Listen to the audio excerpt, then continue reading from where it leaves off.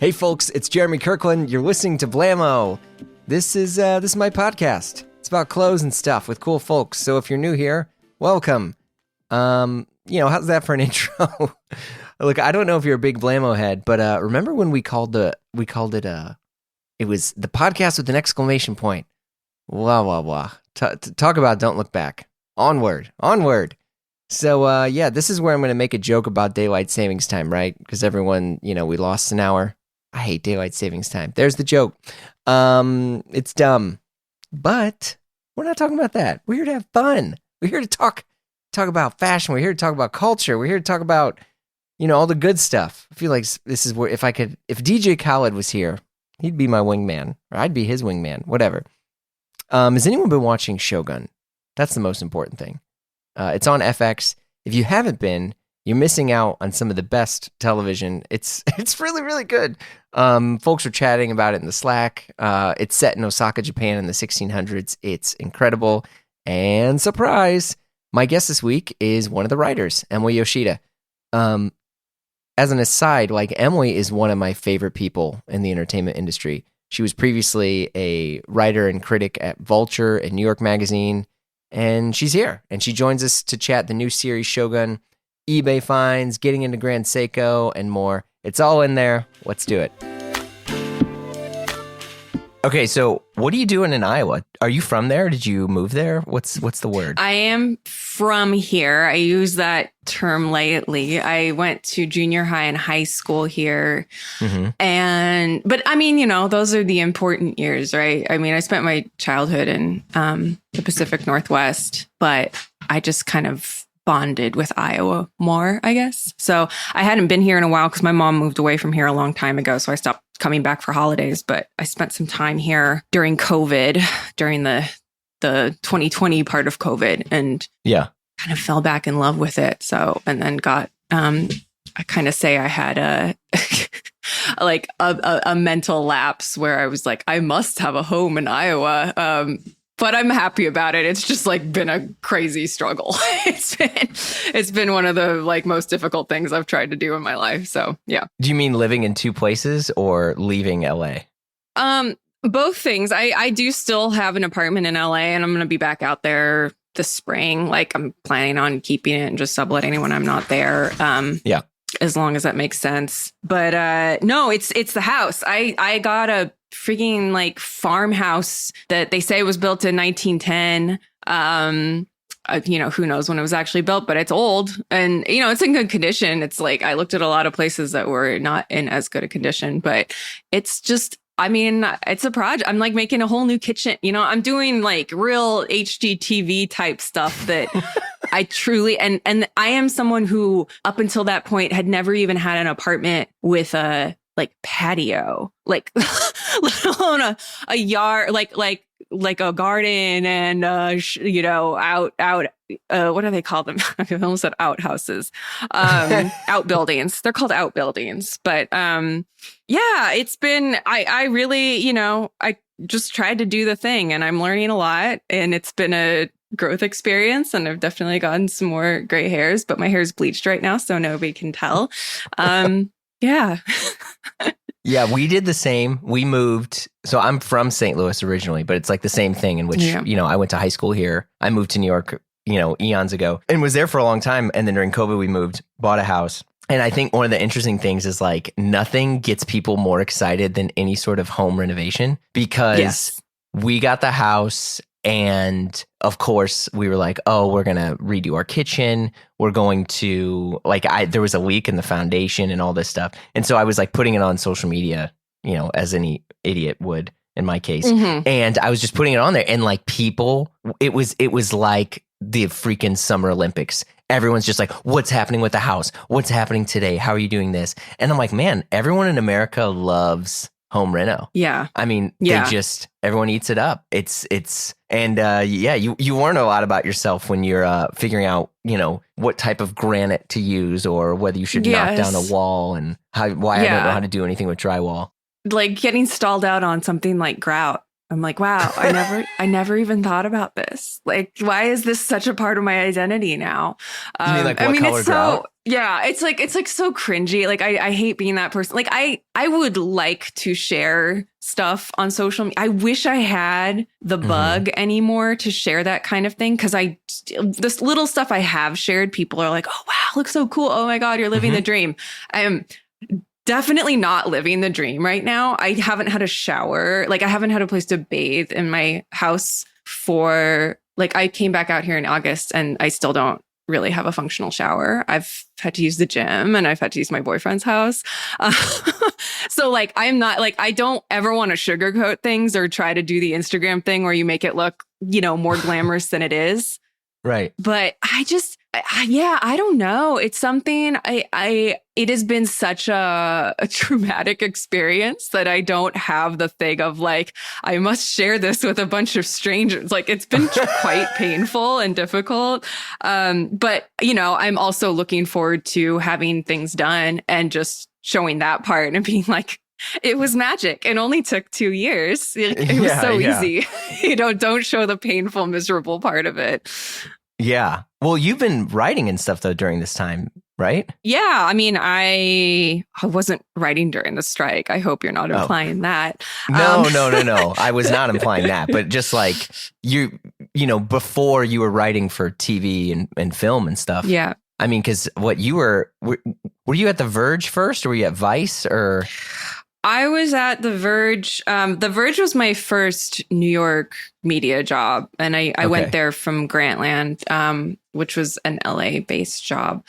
I basically was working editorial jobs. Like I was editors, managers, that kind of thing, until I started working for New York Mag, Vulture, all that. And that was like the first I got to be just a writer, which is funny. I think some people think of the opposite thing as being the upgrade, but to me, it was just like, oh, cool. I don't have to wake up at 6 and answer Slacks and like manage a zillion writers. I love editing, but like I took a 50% pay cut to just be a film critic. And it was like so worth it to me.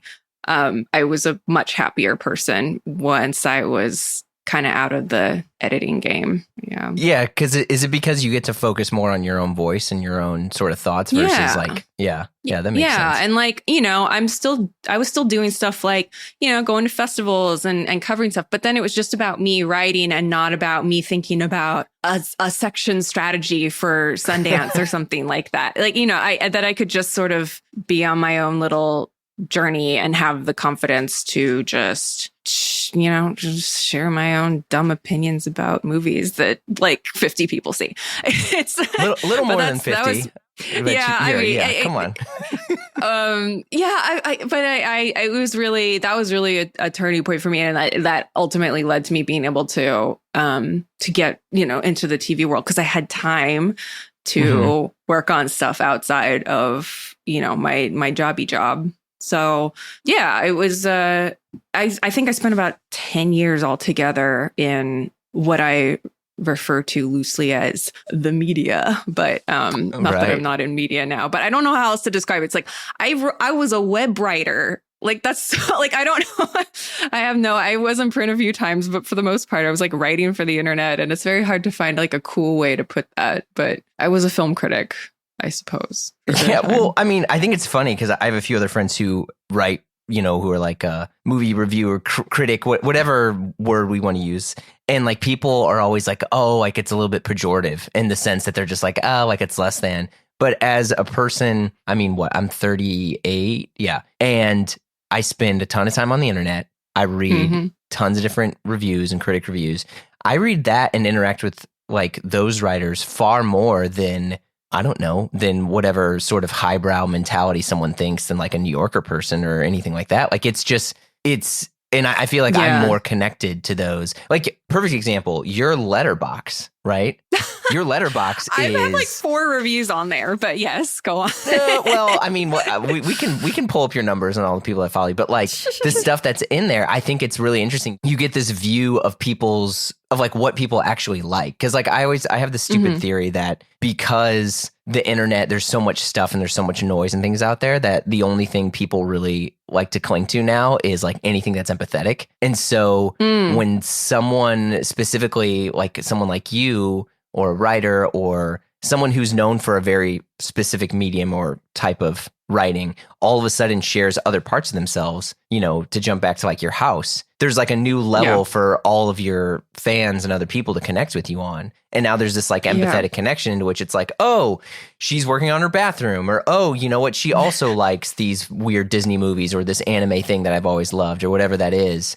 Like, I think that becomes this new sort of like connection that I think in some cases, like on your side, like it can amplify your writing and make you feel like more secure and more excited to take risks, or it can make people a little bit more reclusive. I'm curious how that might have like evolved for you. I mean, I do feel a little reclusive now. I'm not really on social media except for Instagram, and I oftentimes just fully forget to even check it. And it's weird. Like I've had an interesting past year, like just in terms of work and being online. I mean, everybody did who was in striking last, I think a lot of people. It was a year of realizing things as wow, I can't, it's a good thing I can't remember her name. Jenner would say. It's Kylie. It was Kylie. Okay. Mrs. Timothy Chalamet. But I mean, I did kind of, I quit Twitter. I was on Twitter private. Like I had kind of officially quit Twitter a while ago, but then I, for good, put it out of my life. And I do miss a lot of things about it. I mean, there's a lot of people say who've had to quit. Like, I was on there for a really long time. I met friends. I met real friends off of there. I got jobs off of there. I built a persona of whatever that means on there.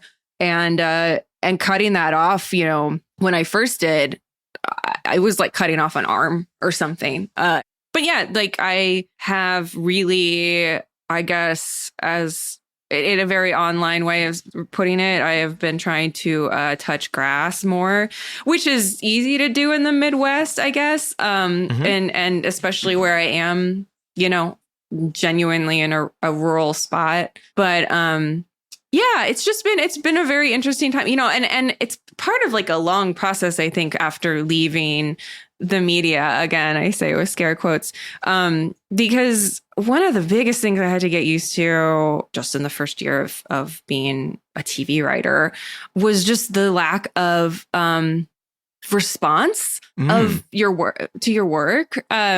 Like, obviously, you're right. You're getting notes from your fellow writers if you're in a room, or from a network if you're writing a pilot or whatever the case may be. But the audience response, I didn't realize how much that was kind of part of the engine that kept me writing. And so, yeah, like it's insane. Shogun is coming out. I don't know when this is going to go live. Shogun is, I guess this is a plug, on FX and Hulu and Disney Plus on February 27th, I believe. And I was writing on that show in late 2019. That's how long it has taken for this thing to come out. I am a completely different person right now than I was in 2019. This is pre-COVID. Was it LA Yoshida at that time then? This is I just come back out to I just come back out to LA for this job. I left New York in the summer of 2019. Came back out to LA, where I had lived there for like 10 years and then was in New York for like 5 years, and like about 1 year into living in New York, I was like, how do I get back to LA? I'm just more of an LA person in general. But yeah, so I'd come back. It was like, cool, I've got my dream job, everything's working out. And then COVID hit. And then, whatever. Nothing has been normal since then. But yeah, and that was part of the reason that, the show took so long to produce. And in the interim, clearly, I kind of like transparency about this stuff, because I don't think a lot of people know how absurd this stuff is sometimes. But, I'm sitting here in a house that I bought off of money that I made working for television. And the first show that I worked on is coming out in a month, like more than 4 years after, like just about 4 years to the day since we ended The Room. How common is that? Because I feel like some stuff goes a little bit faster. Like my buddies that worked on The Bear. Yeah. I mean, you wrote and taped and filmed whatever, and that was out earlier. Was it just because of the show looks pretty? I mean, I saw the trailers. It looks intense. Yeah, it's a huge production. I won't throw out any numbers, but because I don't know what the end kind of total was, but it's quite expensive, Game of Thrones type scale, and I think it's all on the screen. I've seen a handful of episodes locked, final cut, like effects and everything, and then I've seen a lot of like rough cuts before it, but like everything is on the screen. Like it was a huge thing. So yeah, I mean that's part of it, but I think it's both of those are FX shows. It's funny. But I think depending on where people see the show fitting into the schedule for the year, the overall strategy for the platform or whatever, I think that has a lot to do with it. I also like The Bear is probably, I've worked with some folks who also worked on The Bear as well. And I just think it's like a little bit of a lighter weight thing to do. But that has nothing to do with the quality of the writing, the quality of the show or anything. I love The Bear. And yet like they got out 2 seasons in between the time that this, it's just, I think our show is it was an unusually long ride from Room to, and just Room, like, they'd been developing it longer than that, but still, it's a slower art form. It's a slower mode of writing. It's slower. I mean, I consider myself a kind of fast writer, so I get very impatient when, I've finised a draft that it's like, wait 3 months for notes or whatever. It's just a very big, slow, it depends on I mean, I've been on some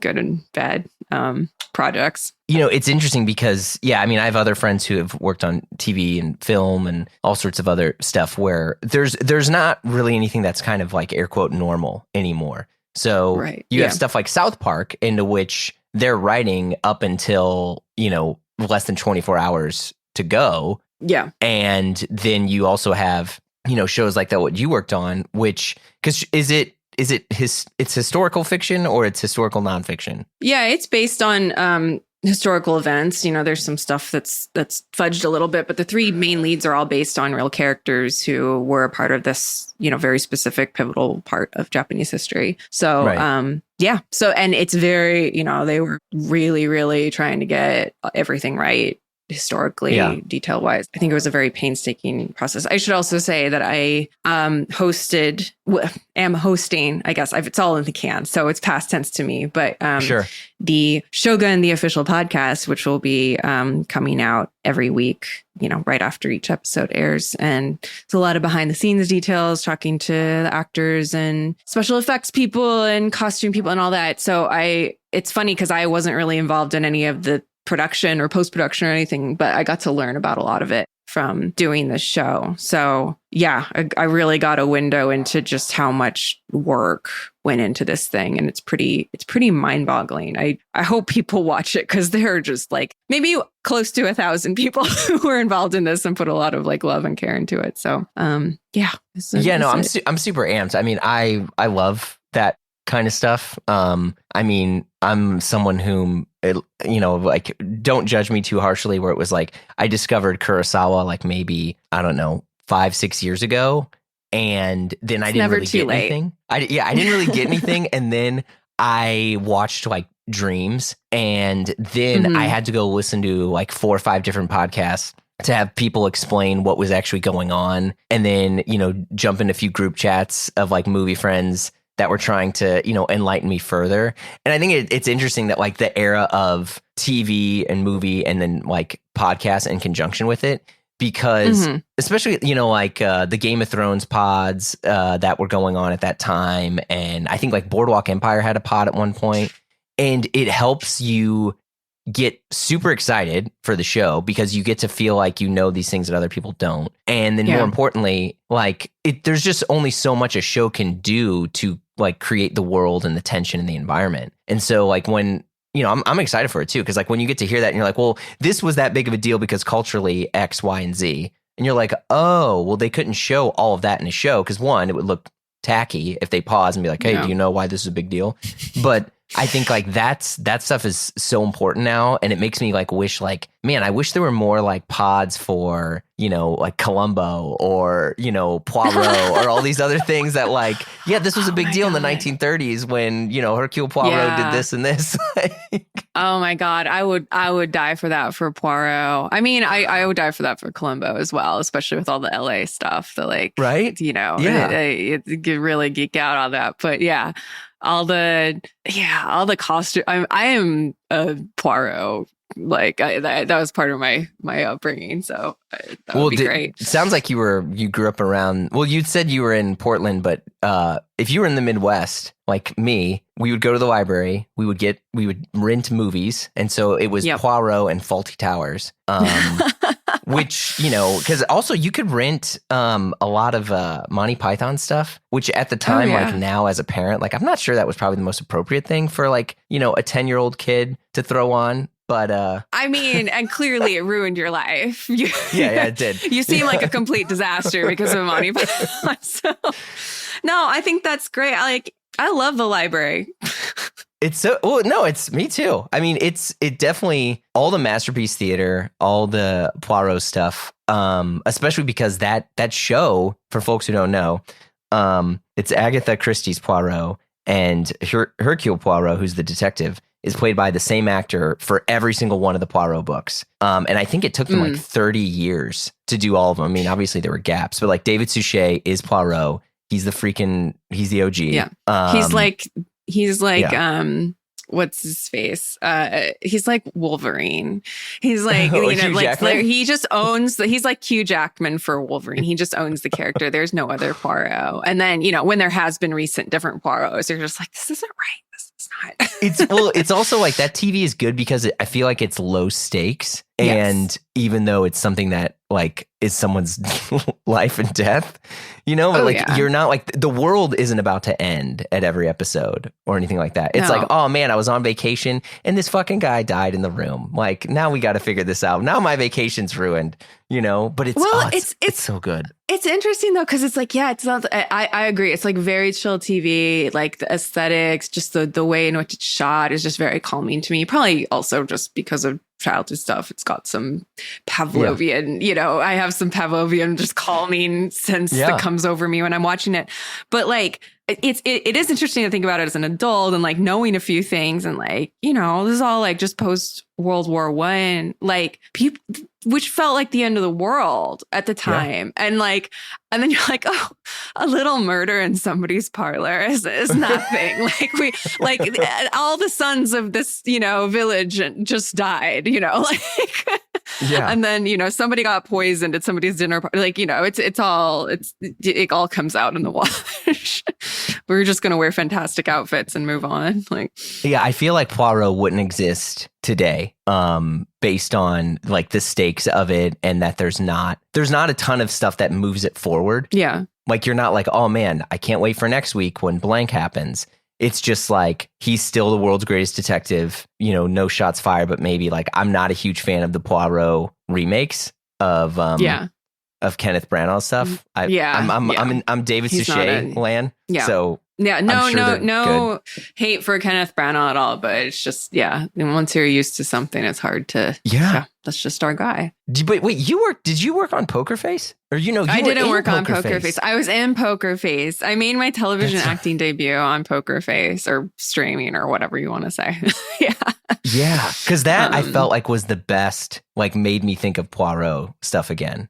Yeah, totally. And I mean, like, Ryan was definitely obviously inspired by Columbo and stuff like that as well. And I think like it is tricky. Like there has to be some sort of suspended reality, I think, now to pull off something like that takes place in the present day. You know, you have to kind of set it in a heightened place so that something like a murder doesn't feel actually like, you know, like you don't think too hard about who got murdered and why, and like, you know, what is this horrible world that we're living in where somebody can get murdered in cold blood. You know, it's just a device to start a game, basically, in the context of the show. And I think like, and it is harder to do in a present day set thing. But I think I don't know. It seems like people really liked Poker Face a lot.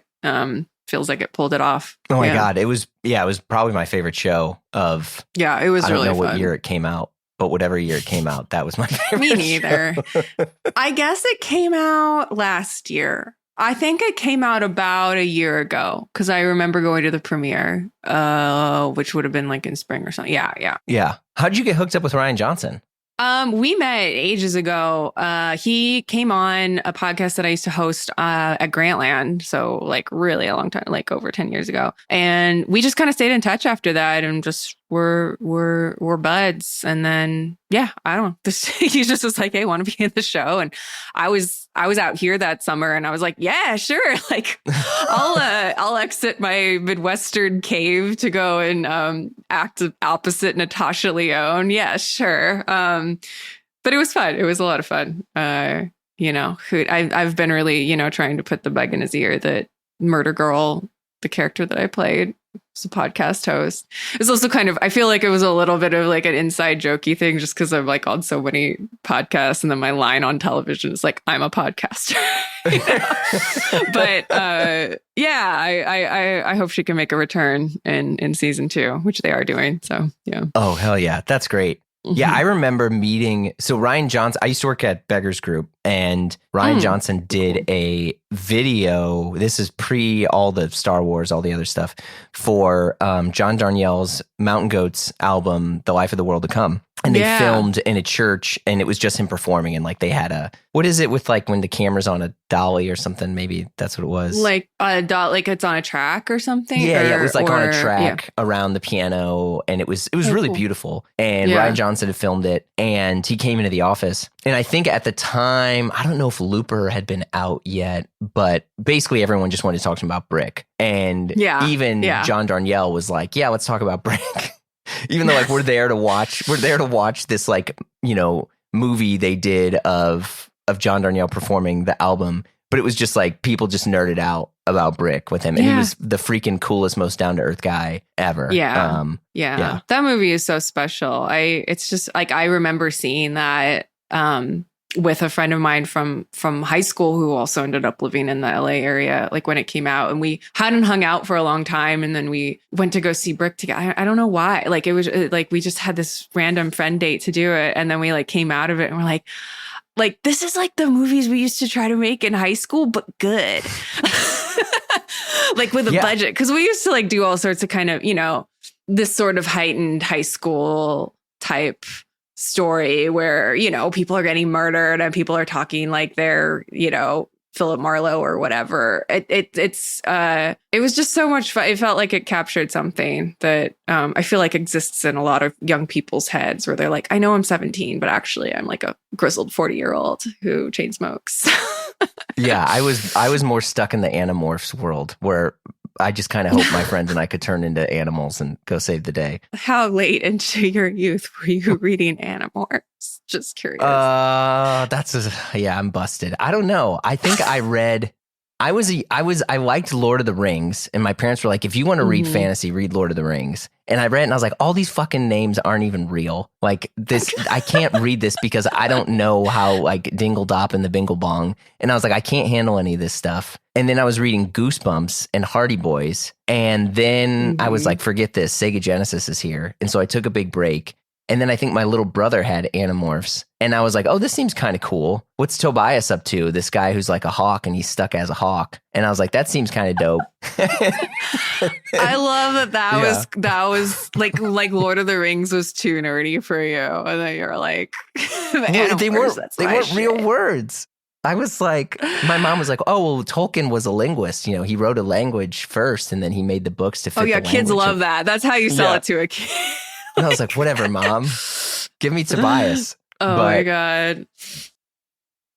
So wait, you said you were making movies in high school? Yeah. I loved making little movies. I mean, I went to like, I've been like wanting to do this as long as I could breathe, I guess, working in TV and movies and stuff. But I think from my sophomore year to my senior year, I was in charge of the City High Film Festival in Iowa City, Iowa, which was like our student film festival that we held in like our big auditorium which was kind of like the school I went to looks really, really cool. It looks very like, it's very grand and sort of a way they don't build high schools anymore. So the auditorium was like quite fancy looking, it was a very glamorous occasion. And we would screen all these, little short vampire films and mystery films that people just made in their backyards and stuff. And it was a lot of fun that I made. I did a couple of films for it. The one I did in my senior, I love that I'm talking about this like it's my filmography, but this is fantastic. The last one I did was called Vamos, like as in go. Got him. It was it was the last night of the world. That's all anybody kept saying. It was the last day before the world ended. And it was just me. I really kind of cobbled it together. It was very Jarmushy in retrospect. I kind of just cobbled together these conversations between my friends. Like I would go to their houses and they would sort of play themselves and just have these weird little vignettes of what people were doing in the last night of the world. And I remember it was very moody and absurd. And I actually was thinking about that recently, and I was like, man, in some ways you just never change. Like in some ways you're just always interested in the same tones and amused by the same things. But yeah, I loved making it was like when, like the iMac was just out and you could do iMovie and it was like relatively easy to just edit things on a computer. I did do a little bit of the 2 video recorders editing thing because we had one of those at the school as well. But once we got the iMacs in, it was just like, it's over. Like I'm just gonna, rent out the little mini DV cams as often as I can and just try to make little stupid things. You had your Firewire hub. Oh yeah. Oh, R.I.P. Firewire. Yeah, man, that was dope. I remember those times. My friends and I, we made videos too, but it wasn't like the Channel 101 sort of world that it looked like you guys were living in over there, making like feature things. We tried to make funny stuff, and it was just, it was dumb. It was like people like sitting on whoopee cushions, think 14, 15-year-old boy. Yeah, I think a lot of people were very inspired by Jackass at that time. Like, I don't think like our world was not, it wasn't like we were making feature films. There was a lot of just like dumb fuckery happening. Yeah, but I think that stuff was so influential. It just like or it made it feel like there was a low barrier to like an excuse to turn on a video camera. Which of course now there's no barrier at all. But at that time it felt like, let's just, fuck around on skateboards in the backyard or like, I don't know, just it felt very accessible. Yeah, well, also it was, at least for me, it was the first time other than America's Funniest Home Videos that you saw low quality video on like capital T TV to where you were like, oh, maybe this video that we're making could turn us into, rock stars, whatever. Yeah. I don't know. But I live for that sort of era. One thing I wanted to dive into though, especially on like things like Shogun and other stuff, do you think that it's like more exciting to write about eras that you haven't lived in versus now so many things like a cell phone just solves the problem? Well, that's such a special case, that book. And it was also, we were working off of a novel. So a lot of stuff was sort of figured out for us. I do like not bringing phones and stuff into stuff that is even set now. Like I am working on a project right now that is extremely ambitious. I'm working on it with a musician.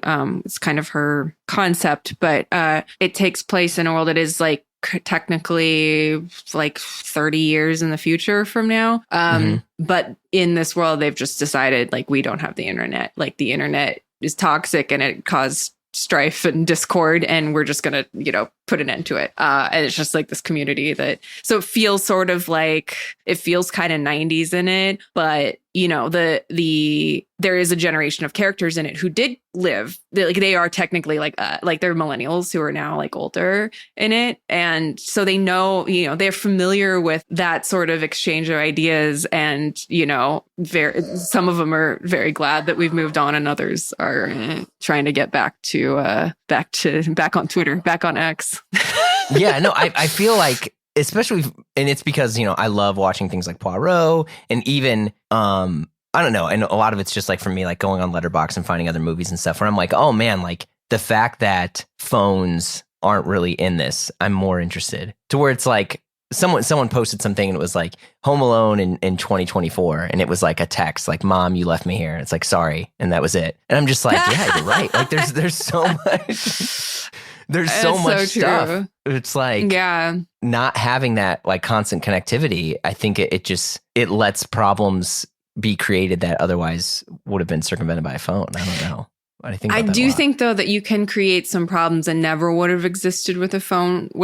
Like I am also I'm working on a lot of things right now. I'm working on another original pilot that is completely dependent. It takes place more or less in one location. Like it's pretty bound to one location, but the entire plot is enabled by the fact that one character is live streaming. And that basically creates a problem that snowballs and becomes completely ridiculous over the course of, the season.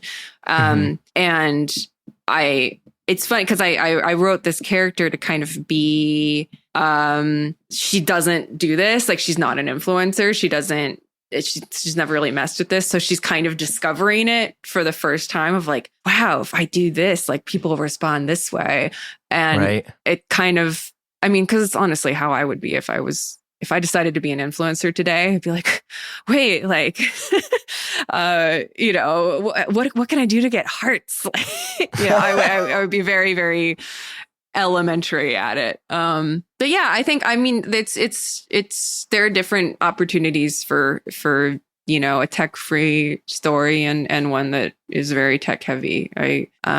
And I think just thinking around it and thinking about how you'll use it in a way that it's not just like feels fresh, but feels indispensable to the plot and not a Band-Aid or like an easy fix, but like integrating technology or connectivity or whatever into the story, like to make it mean something in the context of a story.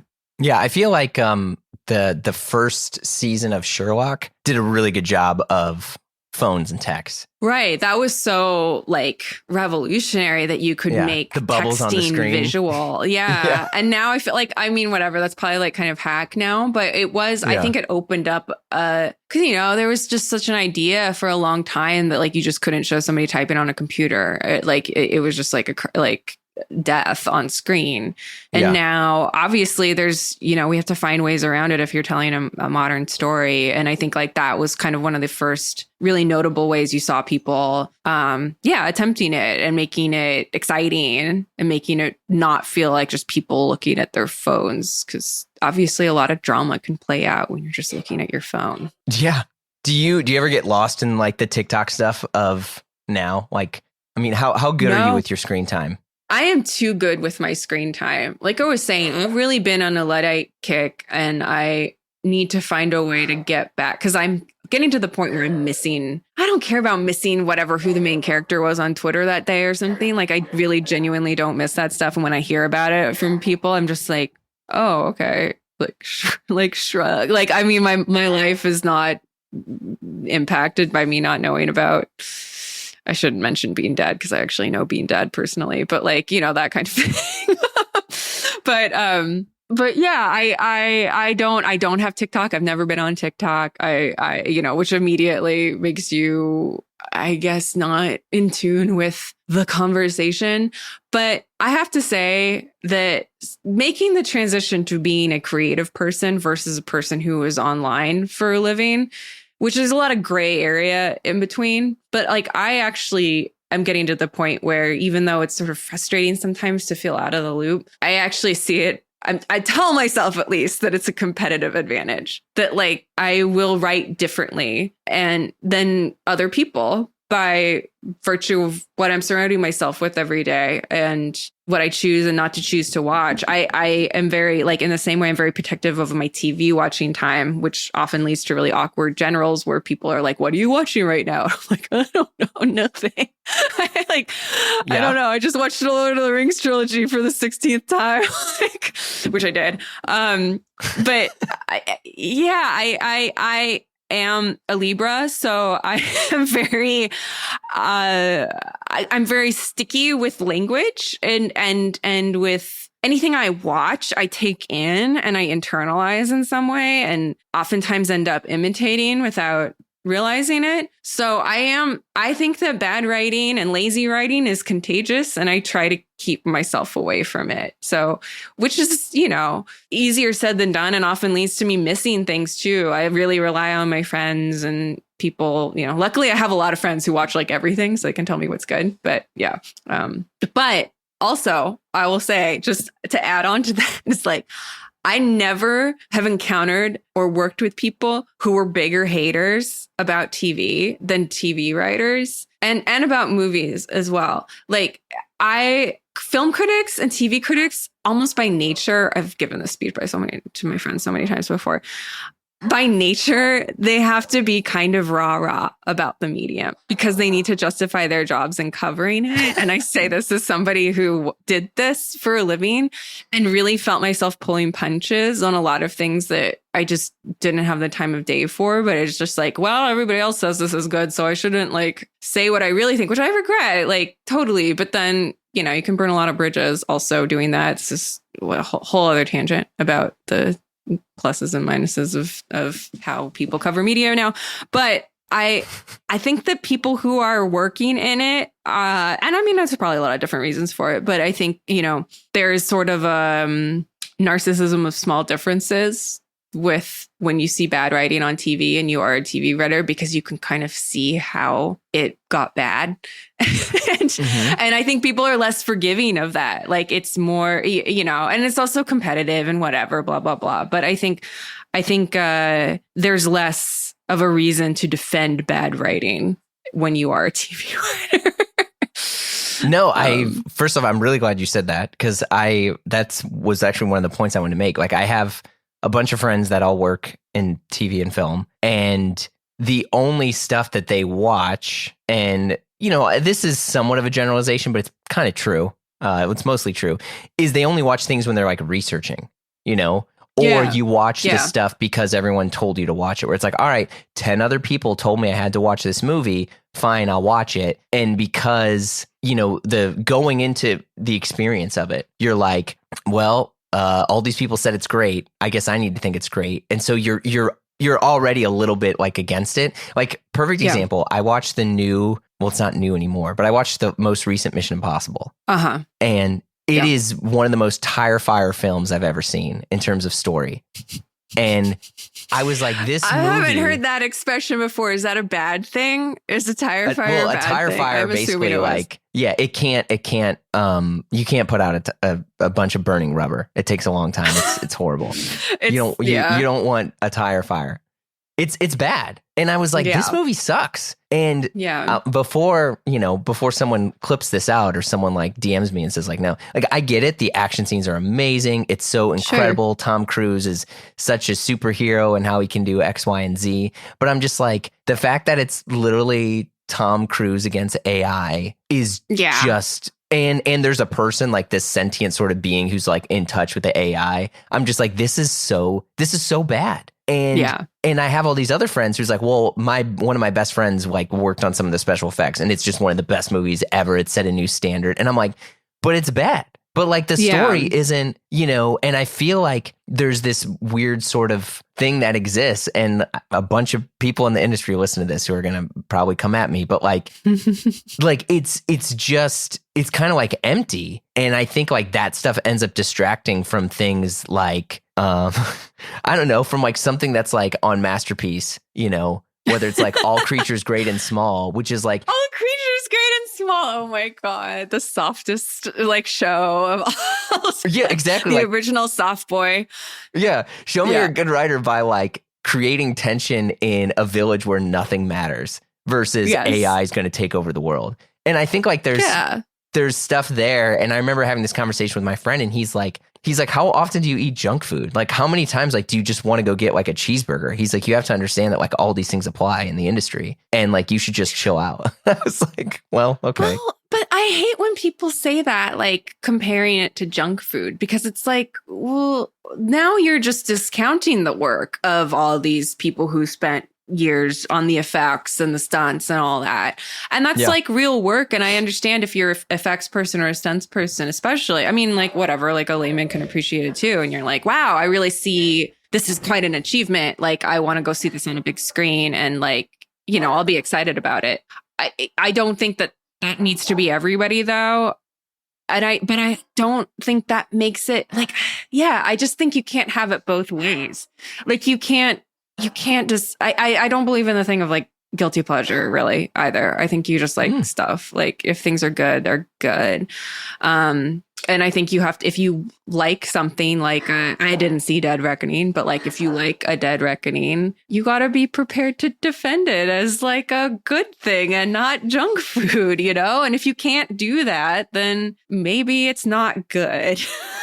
Yeah. I mean, I don't know. And it's tough too, because like one of my best friends loves Avatar, and he loves James Cameron, and he thinks James Cameron is like one of the greatest. And I'm, you know, I like Terminator, I guess. That's about it. I think James Cameron is one of the greatest, but I have no time for Avatar. I missed the boat on the first one, and I will never catch Avatar fever. I didn't see the second one. So I'm just like, I'm sure it's a lot of fun. I haven't been there, and I probably won't go. It's kind of like Australia to me. I'm like, I'm sure it's great, but I don't know if I'm ever going to go there in my life. But I believe everybody when they say it's yeah, to Pandora. I haven't. Yeah. But I do think, I talk all the time. Like I talk all the time about Titanic. I don't know. I feel like that and Lord of the Rings, there are some big, you know, tentpole type movies that I still look to for actual like good, to me, like good writing and structure and things that just work, I think, on a really emotional level. And I think that James Cameron, and I'm sure that Avatar is like this too, like from what I've heard, but like, you know, it works on an emotional level, and that's why people get into it. They're moved by it. Like, I don't know. It's not my, like, aesthetically, I couldn't get past the look of it. Like, it just looks it looks like vomit to me. But I believe that some people really tap into it emotionally, and I'm happy for them. I'm sure they'll have a great time. And I'll say this, which is probably too late. If you like whatever you like, that's great, and I cheer you on. I actually don't really care that much. But the cycle of the group chats that everyone has of like what you should like or what you should be into or why this was the best thing they've ever seen. I mean, we also just live in this world of like hyperboles and superlatives and stuff, and where it's just everything is the savior. And I don't know. I think the content glut has a lot to do with it. So I'm looking forward to whatever happens in this new. Yeah, well, and I don't want like anyone to have less work or less jobs, but I think when there's like more focus, it probably helps. I don't know. Yeah. If you like the fact that it took this long for Shogun to come out, I'm sure it's going to be good, because there's a lot of stuff that was important to get right. Look, I will not. Yeah, I'm really interested to see what people think about it, because it's like, you know, I'm so in it at this point. But it's interesting because it's also not mine necessarily. I have a soft spot for it because it was my first job. But you did 2 episodes, right? I did. That's not nothing. Yes, my name is on 2 episodes of Shogun. So yeah, I mean, it's a big deal. It's just strange because, you know, now people are talking about it, and it's like, it's a while. It's my first time, you know, going through all this, having something out there in the world for TV, and it's so strange because I feel like so far away from the actual process of writing it, but everybody's going to be discovering it for the first time and kind of have to like see it with fresh eyes again. It's very, very strange way to work. Well, I think the big thing about this, which is definitely what happens in a lot of movies and TV stuff now, is like, what will be the culture shock or like the meme things that pop up from it? Because I mean, you know, the best example is things like Succession, right? The series finale of Succession wasn't watched by like a gajillion billion people. It was, I don't know, I think it was like 4 million, which is still a lot. But the amount of like the general culture that had heard about it and was talking about it, the Lord Piana shoes that were moving, like all of the like quiet luxury stories that started happening, like all these like ripple effects about a show that not everyone had seen but had affected the culture, I think is some of the most interesting things of like modern television. And I'll be really like, what sort of like, I mean, I know this is like it's a period era, but like what sort of like Japanese fashion stuff's going to pop up? Like what sort of, you know, like memes are going to come from this? Like, is that a discussion that's ever mentioned in the writers' rooms? Like, is like, you know, I don't know.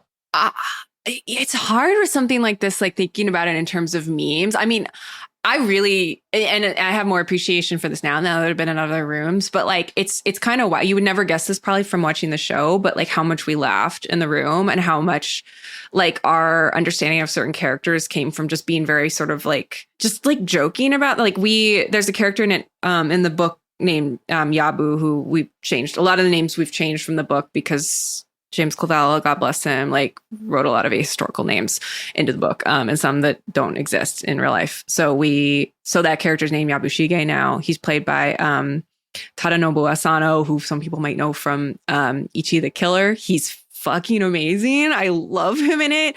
But like this character in the book is sort of, he's kind of this like crusty old grump. He's sort of a villain. He's a little bit like the Littlefinger of the book. For Game of Thrones fans. And, he's kind of gross in the book, but we were just like, what if he's hot? What if it's hot Yabu? We had a lot of fun just talking about like hot Yabu and then like thinking about new storylines in terms of like, he's got swag and he does in the show now. He has some of the best costumes of anybody. And I was asking about this on the podcast to the costumer. I was like, surely you took some liberties with this like incredible, like black feathered shoulder piece that he's wearing in the first episode. It's so cool looking. It's just like, it's such an entrance of the character. You're like, this guy really cares about how he looks. And that says something about him. But he was like, no, in this era, which is like before the Tokugawa era, which is like kind of the classic samurai era. Mm-hmm. It was kind of before things got really regimented and there was like a really set way that people dressed and the, so many aspects of life got really prescribed. But before that, in this feudal era, people were really like going for some real looks. Like there was drip in like the Sengoku era, which is when this takes place. And that was cool, really cool to learn about. Like, but costume moments, I would say that's definitely one. And that's in the first episode. It's really, really fucking cool. There's some haircuts that I think are pretty amazing. There's a character named Fuji who has a haircut that I was like, could I pull that off? It's got like these really tiny little short bangs that like end at the eyebrow and it's a really cool look. But like, I don't know. I'm sure that people will find memes and it's like almost not for me to think about that. Like that's other people's jobs. But there's a lot in it. Like there's so much stuff in it that I'm sure people will find things to, just graft me onto, in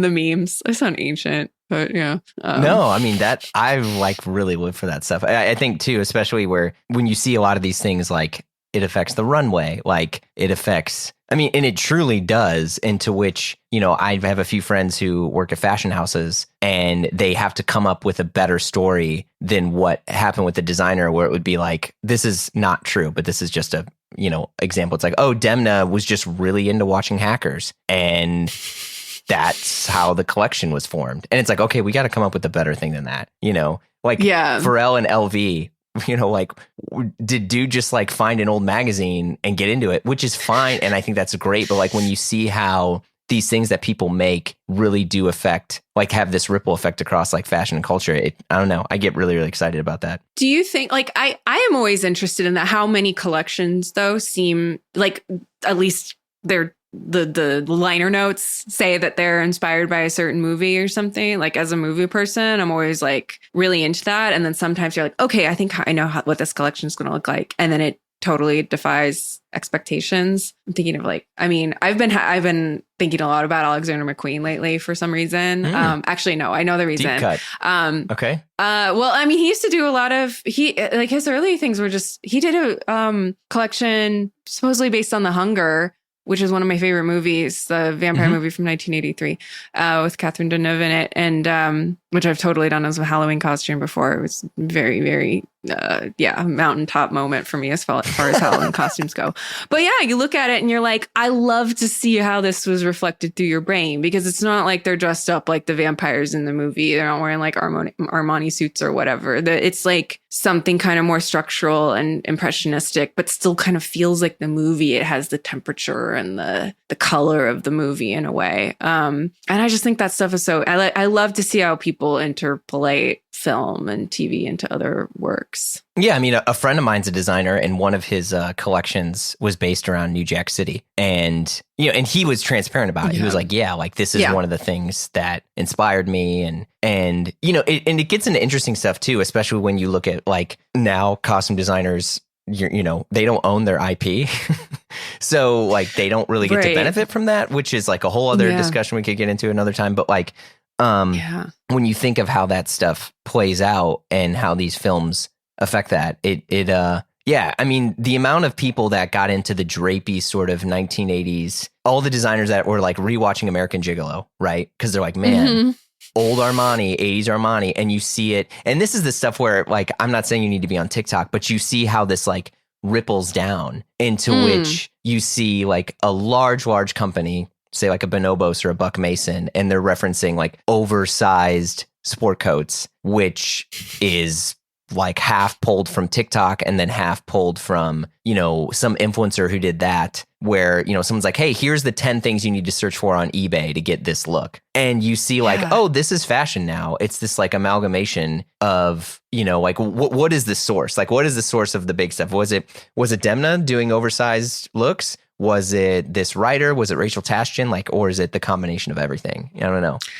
I think about this. I think especially like that era, because it's so back right now, or maybe we're on the cusp of ending the reworking of that sort of early 80s American Gigolo type era. I follow so many interior design Instagrams that are just like, there's like a very big one called Cocaine Decor that's like very of that vibe. Yeah. But I think about this a lot because I'm just like, does everything have its turn to come back? And it has to be found by the right person who can contextualize it in a new way.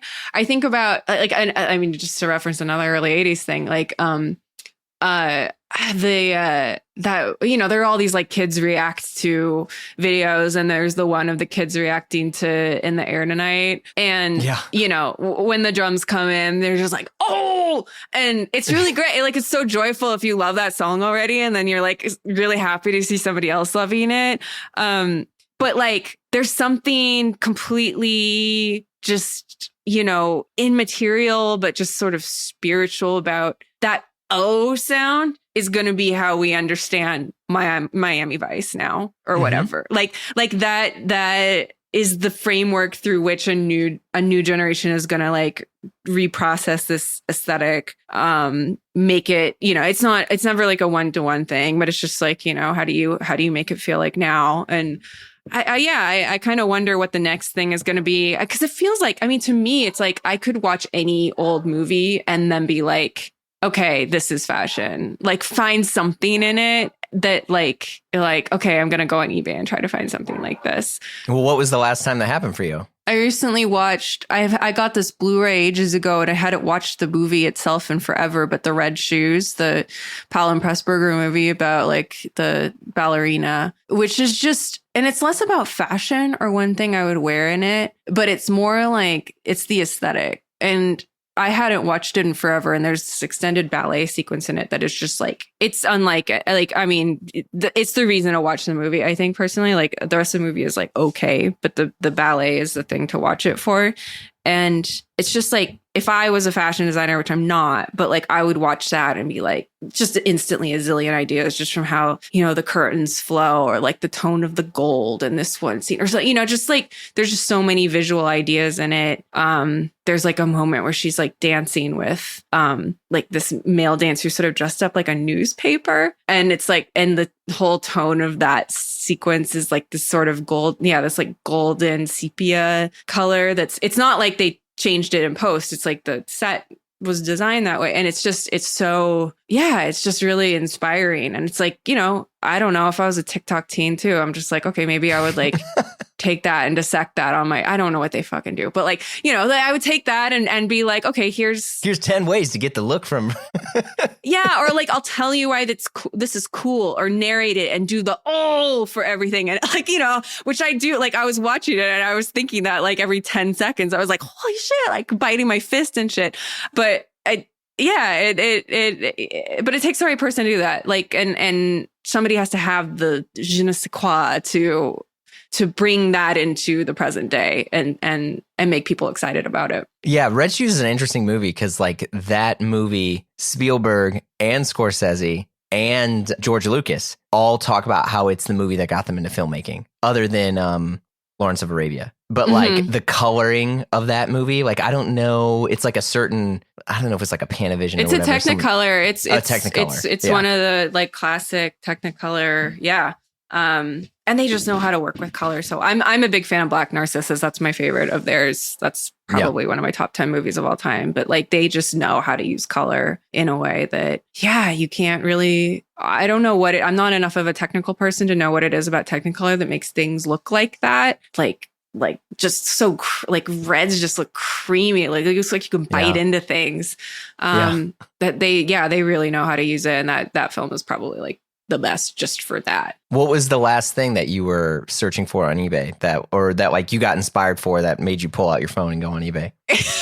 I've been actually like going insane on eBay lately and looking for, just sort of idly searching for things that I won't even actually get. What's your watch list? I just cleared off a bunch of stuff, I will say, because it was just getting overly crowded. I have, on my watch list right now, and there's a reason for this. I have two Watanabe Comme des Garçons dresses that I didn't get. And I have a very Japanese watching, right? Because I have a vintage Seiko high beat watch that I've wanted one like it for a very long time. So I'm just watching one of those.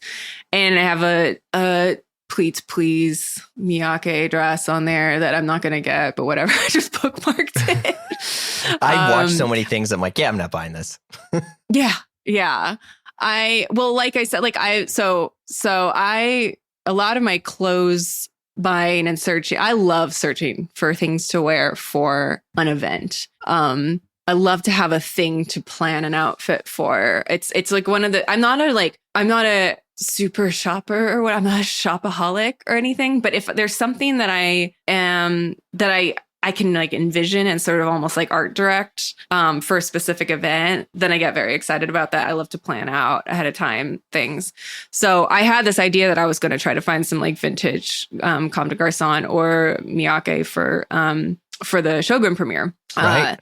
And then ended up getting, and there was a lot of things I found, but it was like, nothing was like sticking out to me. And then I found a 1997 vintage Alexander McQueen dress from the It's a Jungle Out There collection. And I like got chills from looking at it, and it was too expensive, but I was like, I can't not get it. It's like, it's going to be the one. There's nothing that's going to make me feel this happy. And so, it's supposed to actually come in today. I'm anxiously checking my shop app, but yeah, I mean that, there are certain things that are like, that is just very sentimental to me. Just like, I was obsessed with McQueen when I was in high school. I mean, and beyond too, but that was like just a real touchstone for me then. So, that's why I've been kind of on this kick. I was just like going back and looking at that show, and then I just go down a whole wormhole and everything. But yeah, I was just, I had that tab open forever and was just like, oh, I gotta pull the trigger on it. Like, yeah, I've done that, into which like I had to delete eBay from my phone because my screen time isn't really so much on social media. It's usually eBay, specifically at night. I am in bed. Oh yeah. And I have all these different dumb searches. And occasionally, because I started also using HiBid, which is more for estate sale stuff, because I like collect a lot of watches. It's funny you mentioned Seiko, but like King Seiko's like Well, I just say this because like they've like gone way up, because you also have King Seiko is basically the in between of Grand Seiko and Seiko. Grand Seiko. And so you had all these like nutty movements that are in there. I want the high beat is the one that I'm like coveting right now. Yeah. I went I had a very fun trip. Well, I mean the trip itself wasn't fun, but I had gone to, I was in Tokyo like right after Japan opened back up. Oh, did you go to the Seiko Museum? I did. Oh, no, I didn't go to the Seiko Museum, but I got my first watch. I did get a Grand Seiko. I got a Lady Snowflake there, which is a big deal. And I got it like at the store, like, you know, they gave me the whole presentation when I walked out. You know, there were 10 people at the door saying goodbye and bowing to me. It was like, wow, I feel like I bought a car. I have to say, like, the only reason I wasn't able to do that is that the exchange rate was ridiculous at that moment between Japan and the States. But I was also there on a mission to get a vintage Seiko for a friend of mine who was also a big Seiko head. And so that's kind of what was my gateway into looking into them, is because I was trying to find one for him. And I went to like the spot for getting them, which is just in this mall that I loved. I was going to go to this mall anyway that has a bunch of vintage shops in it. But there's a huge watch shop there that also has like a big online presence. It's just, but I would just spent like half the day there just looking at everything and trying to find something for him, and like on WhatsApp, just back and forth and sending pictures. Like, what do you think of this? What do you think of this? Like, it was a lot of fun. If anybody ever wants me to do that for them, if you have a watch in mind, and next time I'm in Japan, I love to be a personal shopper for people. How often do you go? I've been going like every couple years or so. Okay. And then I didn't go for a while. I'm going in the spring. Oh, nice. Yeah. I mean, I'm probably going to go sometime this year. I sort of have to, just for family reasons. But yeah, I hadn't gone in a bit just because of COVID and everything else. But so that was like, as soon as they opened up, I was like, I have to go out and see my grandma and stuff. But I happened to have just sold a pitch then. So I was like, I get a little present. And that was my present to myself. That's awesome. That's a very like, if you know watch too. I feel like you'll see a dude wearing a $500,000 Patek Philippe, and you get like the head nod of someone wearing like a specifically like the Snowflake. Like the Snowflake is such a great watch. But I don't know. I hope you find that. But go on High Bid. Yeah. Because like that's where I go, where people have like old Longines, old Seikos, King Seikos, Grand Seikos that are on there. And I'm looking at a Longines on Real right now that I'm just like, I hope nobody gets this before me. Yeah, I need to sell something else and then I'll get it. Yeah, I even made the mistake once, and this was like literally 2 days ago. There was this Patek 3404 that was on there, which is like anything from like the 70s ish. It was kind of like this lost art, and where I think things were a little bit like easier to afford if you're trying to collect. Like most vintage collectors go for like the 40s to the 60s. And so I was like, oh, this is this cool watch on there. It looks like it's going to go for, like $2,000, and it's a, $18,000 watch.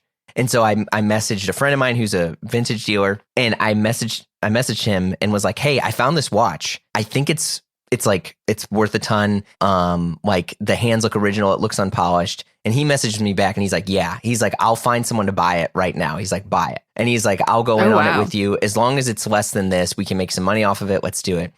And I called the auction house. It was in Virginia. And I called him and I was like, hey, I wanted to bid on this, wanted to list as an absentee. And he's like, okay. So I sent in my regular bid, and he's like, just so you know, he's like, this is only going to go for the floor. So call in at this time. I'm like, okay. So I call in at the time. Shit. Yeah, I call in at the guy when he tells me to call in. And they said, and it was a different person. And I was like, hey, this, Eric, whatever, told me to call in at this time to bid on the Patek Philippe. And they were like, oh, you just missed it. It was an hour ago. And it went for like $2,200. And that watch is $20,000. And so, oh my God. So my theory, because I told my friend, he's like, shady dude. He's like, I guarantee you the guy that you talked to gave you the wrong time, because he probably knew it or like brought someone else in so he could backdoor it and like make more money off the watch. Did he, and he knew what your bid was going to be? Well, yeah, because I told him, I was like, I'm going to bid. Yeah. Yeah, I was like, I'm going to bid this. I was like, I'm prepared to go up to this number. And he was like, And he was like, oh, yeah, cool. He's like, you just need to call in at that time. And I was like, wait, is this common? And my friend who's the watch dealer was like, oh, yeah, this is super common. He's like, next time that happens, he's like, asked to speak to like this type of person because they don't know enough. And like, they're just going to tell you when to call in. He's like, he's like, basically, you just can't trust anyone in the watch stuff because he thinks that the main guy that I called basically like knew it was some hot thing that was in this estate sale and purposely gave me the wrong time. I have the email from him where he's like, yep, call in at this time for the bid. And so maybe that's a new career for you. Got to be the guy in charge of the auction because then you can just auctions are the game is rigged shit shows. Yeah, those are totally rigged. But it made me so mad. But like that's my late night thing where I just sit and I find weird clothes or weird watches or stuff to get. And I think we're finally at this era where even like some of the stuff from the Emmy carpet where people are like, oh, what are you wearing? And someone was like, oh, I'm wearing, 2002 Chanel. And people are like, oh, how sustainable of you. And it's like, yeah. But I mean, I think like as a person who's not one good, I mean, I have actually used like, I know somebody who does fashion placement for events and stuff. So I have used her before and she does like sustainable, underrepresented designers, that kind of thing, which is cool. It's cool to, support that stuff. But like otherwise, if I'm going to an event, like, and I want to wear something nice and I'm not going to be getting free clothes from anybody, like vintage to me is just the way to go. And then it's just, and then you actually have to know something, which is just in general, that's why I appreciate vintage shopping, but like, especially for getting something special for an event, like, it's just, I don't know. It's just more special to me than getting something off the rack. I don't even know the last time I got something just off the rack. I am like, I almost never buy anything full price ever. Even anything stuff new or anything full price? I buy new things, but full price for sure. But I generally like, even if it's something that I, like a pair of Levi's or something that isn't even that expensive, I'll still be on eBay being like, can I find this better? So like I'm just habitually a deal person. So yeah. When was the last time you searched for Levi's? Because Levi's on eBay now are like $150. Yeah, I know. It's ridiculous. I mean, I am on the Real World a lot. Look, like that's a place I have a lot of stuff bookmarked, and that is I'm always a little shocked by it. I mean, there's only a few cuts of Levi's that I really like, so I'm always just looking for those. But I guess everybody else discovered what I know, which is that you should never pay more than a cost. Is it fucking TikTok, man?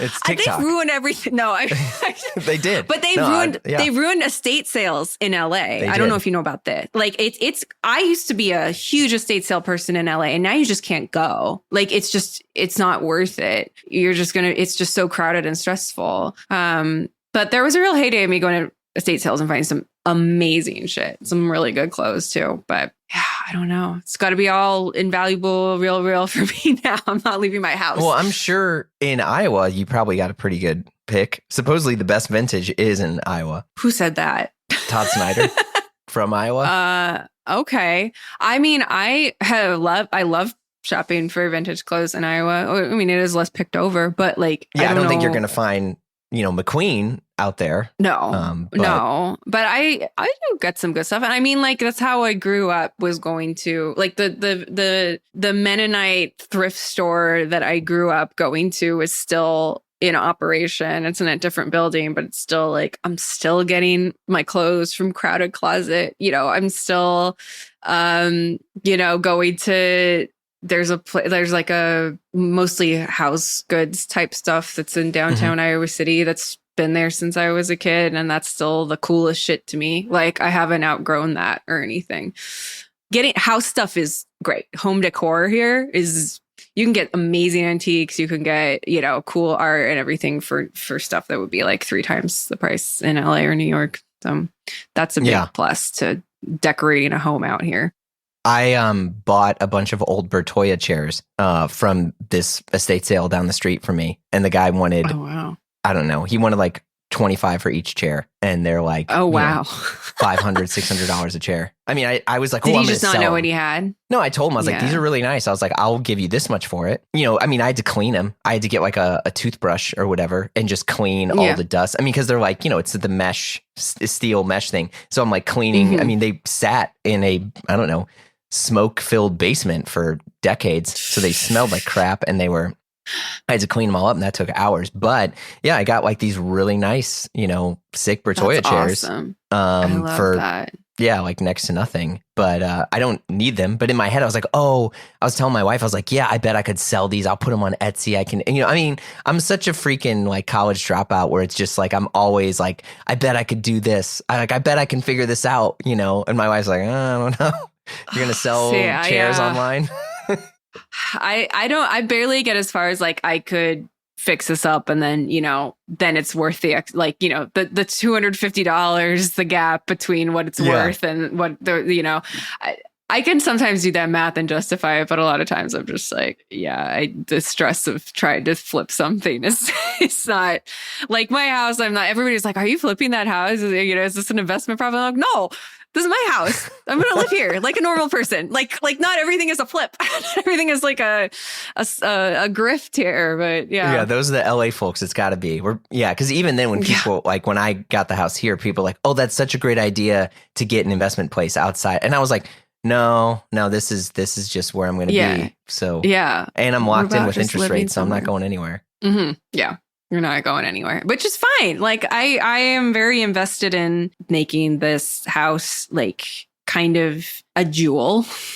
Like it's not the biggest place in the world, but I just want I always say it's like the right size for me to wrap my head around, especially somebody who's only lived in apartments their entire life. Like that I can really plan it out and sort of, it's like art directing something. It's like, directing a film, and you have people who are doing work for you, and you have to be really specific about what you want, and things can go wrong. And I'm learning like it is actually so much like directing, at least my experience of directing shorts and stuff like that. And I almost feel like I'll be a better director after working on the house, just because it's such an undertaking.